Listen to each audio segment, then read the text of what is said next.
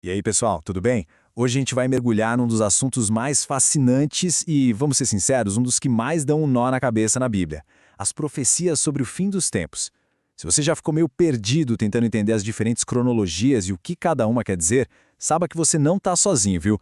A nossa ideia aqui é justamente essa: tentar organizar essas ideias e montar esse quebra-cabeça usando as próprias profecias como nosso guia. E para começar, vamos direto ao ponto que une todo mundo, não importa a interpretação. A promessa fundamental de que Jesus Cristo vai voltar. Como a gente lê aqui em Atos, do mesmo jeito que ele subiu, de forma visível física, ele vai voltar. Essa certeza é o alicerce, é o ponto de partida de toda essa conversa.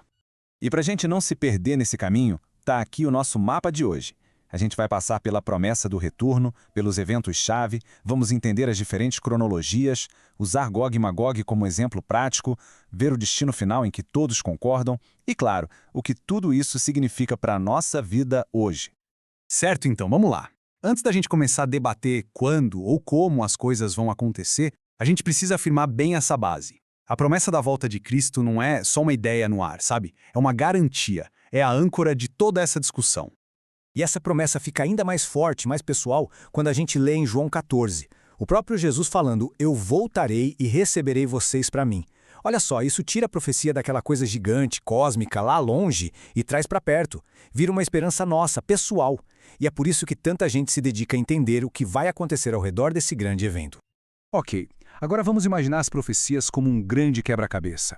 E o mais curioso é o seguinte: praticamente todo mundo concorda sobre quais são as peças.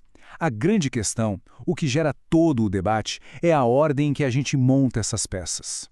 E só para a gente falar a mesma língua, o nome técnico para esse estudo todo é escatologia. É um nome complicado por uma ideia simples. É a área que se dedica a entender o que a Bíblia diz sobre os últimos dias. Com isso em mente, vamos dar uma olhada em quais são as peças desse nosso quebra-cabeça. Então, que peças são essas que estão na caixa? Bom, a gente tem um período de grande tribulação, a segunda vinda de Cristo que todo mundo vai ver, o arrebatamento, o famoso milênio, uma batalha final e, para fechar, o juízo final. Todo mundo concorda que esses eventos vão acontecer. A pergunta de $1 milhão é: qual é a ordem certa para montar isso? E é exatamente aqui que a coisa começa a ficar muito interessante. Porque a maneira como as pessoas montam esse quebra-cabeça todo depende quase que 100% de como elas interpretam um único período de tempo que é mencionado lá no livro de Apocalipse. O milênio, 1000 anos. A forma como você encara esse número, se é literal, 1000 anos no relógio, ou se é simbólico, e, principalmente, quando ele acontece em relação à volta de Cristo, é exatamente isso que cria as 3 principais linhas do tempo que a gente vai ver agora. Basicamente, as 3 visões se organizam assim. Primeiro, o amilenismo. A ideia aqui é que o milênio é simbólico e que a gente já está vivendo nele espiritualmente desde a primeira vinda de Cristo. Depois vem o pós-milenismo. Esse grupo acredita que o mundo vai melhorar cada vez mais através da influência do evangelho até virar uma era de ouro e só então Cristo voltaria. E por fim, o pré-milenismo, que é a visão de que Cristo vai voltar antes do milênio para inaugurar pessoalmente um reino literal de 1000 anos na Terra. Percebe? A ordem das peças muda completamente a figura final. Para a gente ver como isso funciona na prática, vamos pegar uma lupa e olhar para um caso bem específico. A profecia sobre Gog e Magog, lá do livro de Ezequiel, é um exemplo perfeito de como uma única peça pode ser encaixada em lugares totalmente diferentes do tabuleiro.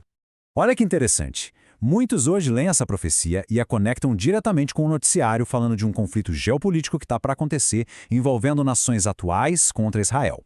Mas o que é fascinante é que o próprio apóstolo João, lá no Apocalipse, pega essa mesma imagem de Gog e Magog para descrever uma coisa totalmente diferente: a batalha final da humanidade, que acontece depois que os 1000 anos do milênio terminarem.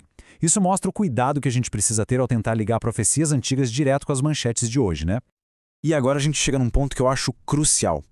Porque apesar de todos esses mapas diferentes, de todas essas cronologias, o destino final é o mesmo para todo mundo. As últimas peças do quebra-cabeça se encaixam do mesmo jeito em todas as visões. Não importa a ordem exata dos eventos do meio do caminho, o final da história é sempre este. Vai haver um juízo final para todos. O mal e a morte serão destruídos para sempre. Serão criados novos céus e uma nova terra, e a promessa é de uma eternidade com Deus. No fim das contas, essa é a grande esperança que une todo mundo. Ok, Diante disso tudo, a pergunta que realmente fica é: e daí? Por que saber sobre essas coisas faz alguma diferença para nós hoje? Qual o sentido prático de discutir milênio, arrebatamento, tribulação? A conclusão que a própria Bíblia parece nos apontar é que o objetivo da profecia nunca foi nos transformar em adivinhos do futuro, sabe? O ponto principal é nos inspirar a viver de um certo jeito agora. Como diz o livro de Eclesiastes, no fim de tudo o que importa é: teme a Deus e guarda os seus mandamentos.